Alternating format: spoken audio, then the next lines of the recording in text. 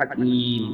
یہ ام الکتاب میں ہے، وہ ہے اصل جڑ، وہ ہے اصل کتاب۔ یہ تو نقول ہے، جیسے کہ میں نے بارہا کہا ہے کہ فیصلہ جو ہے جج کے ہاتھ کا لکھا ہوا محفوظ ہے، آپ نقل حاصل، وہ نقل مطابق اصل جو ہے وہ آپ کو مل جائے گی، لیکن یہ کہ اصل فیصلہ تو وہ ہے جو جج نے اپنے ہاتھ سے لکھا ہے اور وہ محفوظ ہے۔ اسی طریقے سے اصل قرآن کو جس کو کہا گیا فی کتاب مکنون لا یمسہ الا المطہرون، تو کتاب مکنون، لوح محفوظ، ام الکتاب، یہ تین جو ہے مختلف اسلوب ہے اس حقیقت کو بیان کرنے کے لیے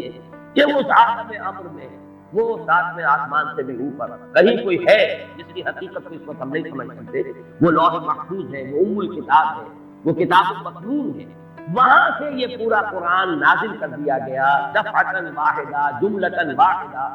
لیلۃ القدر میں، کہ جو کہ رمضان مبارک کی ایک شب تھی، سمائے دنیا تک، وہاں سے پھر فرشتے نے اس کو تدریجاً جو بھی اس کے نزول کے لیے حکمت معین تھی اللہ تعالیٰ کے علم میں، اس کے مطابق اس کو نازل کیا محمد رسول اللہ صلی اللہ علیہ وسلم۔ البتہ یہ رہا ہے کہ اس سے مراد آغاز نزول ہے، یہ بھی لفظی اعتبار سے اس کے اندر کوئی تضاد نہیں ہوگا، اس لیے کہ آغاز نزول میں جو آیات نازل ہوئی ہیں وہ تو دفعۃ واحدہ نازل ہوئی۔ اقرأ باسم ربک الذی خلق، خلق الانسان من علق، اقرأ وربک الاکرم الذی علم بالقلم، علم الانسان ما لم یعلم۔ تو یہ تو ظاہر ہے کہ ایک ہی وقت میں 5 آیات نازل ہوئی، لہذا امام شافعی کی رائے جو ہے وہ بھی جہاں تک کہ لغوی بحث ہے اس کے اعتبار سے اس کو رد نہیں کیا جا سکتا، لیکن یہ کہ جیسا کہ میں نے عرض کیا ہمارے لیے زیادہ اہمیت کا قول جو ہے وہ حضرت عبداللہ بن عباس کا ہے رضی اللہ تعالیٰ عنہما۔ اب آئیے لیلۃ القدر، انا انزلناہ فی لیلۃ القدر، اس میں قدر سے مراد کیا ہے؟ قدر کی رات۔ بعض حضرات نے تو بڑی آسانی کی ہے کہ ترجمے میں کہہ دیا ہم نے اسے شب قدر میں نازل کیا، ظاہر بات ہے کہ ترجمے میں تو آسان ہے، لیل کی جگہ شب کا لفظ لے آئیے اور اس کے ساتھ قدر کے لفظ کو جو کا تو رکھ دیجیے۔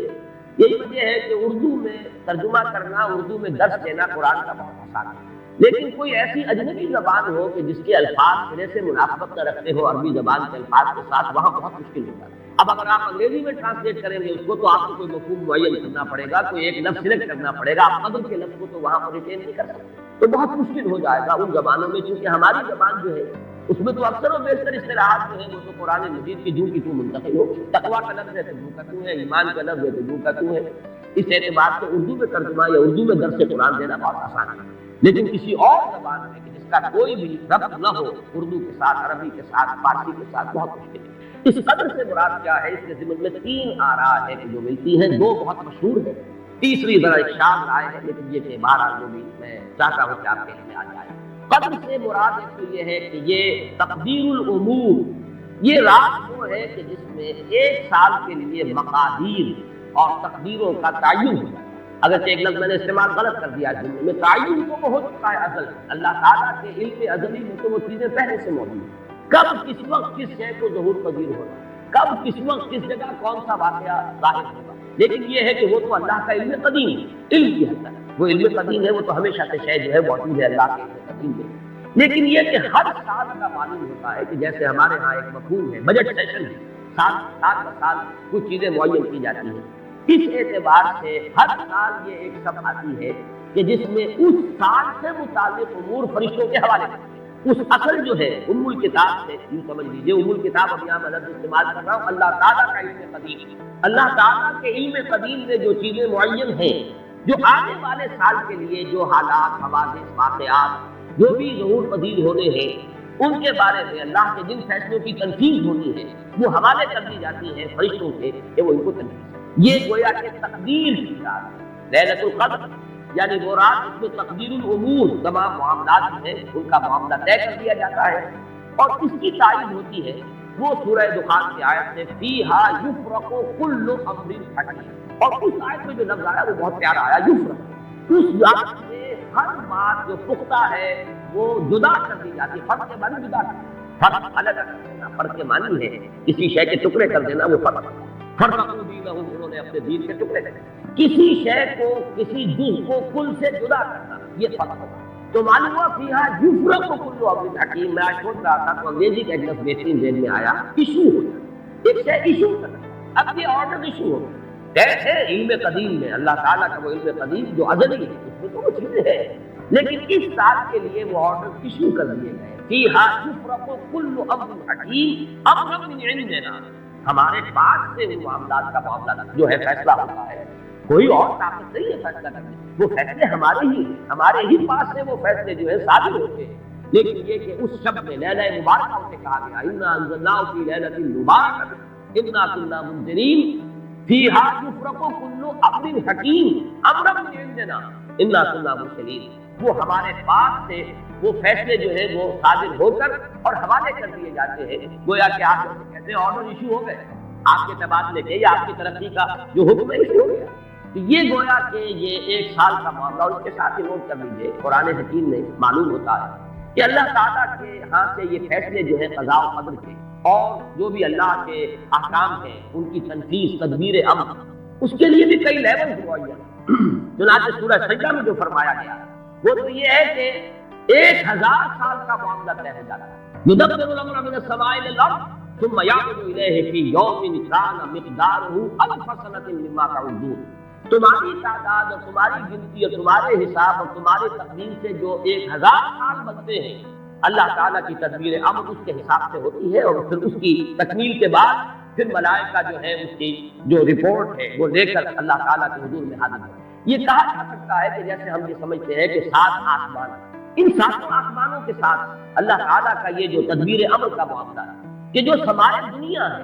اس پر وہ سالانہ ایشو ہو گئے ہو احکام قضاء و قدر کے، اور وہی ہے کہ جو پھر اس سال کے دوران ان کی تنفیذ ہو جائے، اور اگر اس سے آگے 100 برس کی کوئی پلاننگ ہے تو وہ دوسرے کہیں آسمان پر، اور اس سے اوپر اگر کوئی 1000 برس کی پلاننگ ہے تو وہ اس سے کہیں اوپر کے آسمان پر، اور اگر اس سے اوپر 10,000 برس کی کوئی پلاننگ ہے تو اس سے اوپر کے آسمان پر۔ یہ سارے معاملات ہیں ممکن ہے، یہ عالم امر کی وہ باتیں ہیں جن کو صحیح طور پر سمجھنا ہم صرف اشارات کے حوالے سے کوئی دنیا کا تصور قائم کر سکتے ہیں کہ قرآن ایک ترتیب کہہ رہا ہے یدبر الامر من السماء الى الارض ثم يعرج اليه في يوم كان مقداره 1000 سنة مما تعدون۔ سورہ معارج میں یہ بھی ہے تعرج الملائکۃ والروح الیہ فیہا،